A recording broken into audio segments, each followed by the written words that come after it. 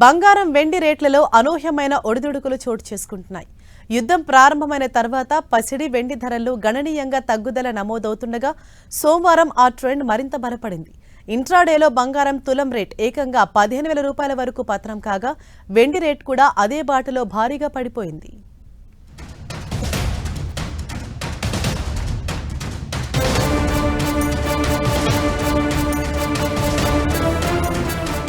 బంగారం కోటలు బద్దలైంది.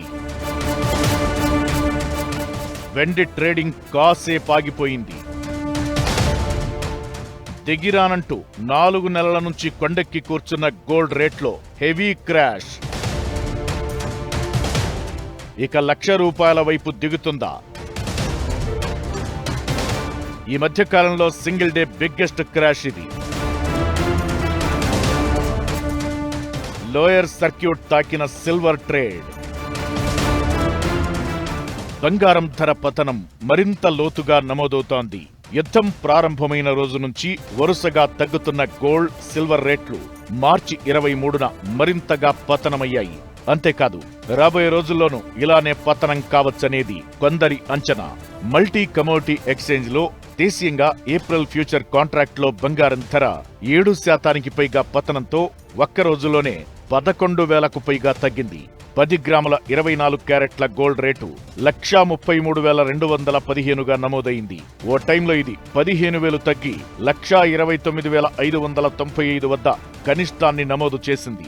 మే ఫ్యూచర్స్ లో చూస్తే సిల్వర్ ప్రైస్ కూడా 9% పతనంతో ఒక్కరోజే 20,409 వరకు తగ్గి కేజీ 2,06,363గా నమోదయ్యింది.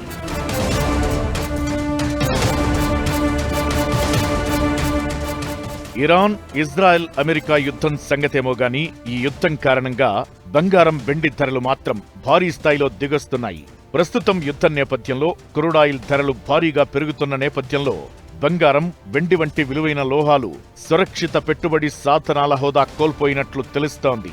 క్రూడ్ ధరలు పెరుగుతుండటంతో ద్రవ్యోల్బణం భయాలు పెరిగాయి. ఇది dollar, US treasury bond eels వైపు ఇన్వెస్టర్లను మొగ్గు చూపేలా చేయడంతో అవి పుంజుకుంటున్నాయి. దీనికి భిన్నంగా యుద్ధం జరుగుతున్నప్పటికీ బంగారం ఆకర్షణ కోల్పోయి ధరలు భారీ స్థాయిలో పతనమవుతున్నాయి. దీంతో జనంలో ఆనందోత్సాహాలు నెలకొన్నాయి. అసలు ఇప్పట్లో దిగిరాదనుకున్న రేట్లు 15 రోజుల్లోనే కనిపించడంతో ఈ రేట్లు ఇంకా పతనమవుతాయనే అంచనాలు వస్తున్నాయి. ట్రేడింగ్ కోసం బంగారం, వెండి కొన్నవారు లబోదిబోమంటుంటే ఆర్నమెంట్స్ కోసం కొనుగోలు చేసేవారు ఇంకా వెయిట్ అండ్ వాచ్ మోడ్లో ఉన్నారు. ఎంత తగ్గితే అంత కొనొచ్చనే ధోరణి. ఎందుకంటే ఇది పెళ్లిళ్ల సీజన్ కాబట్టి.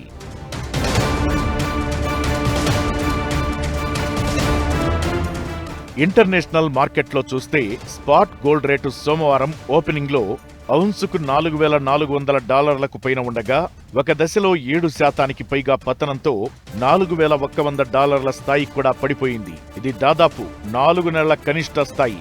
తరువాత $4,200 వద్ద కొనసాగిన ట్రెండ్ వీక్ అనేది స్పష్టంగా చెబుతున్నారు.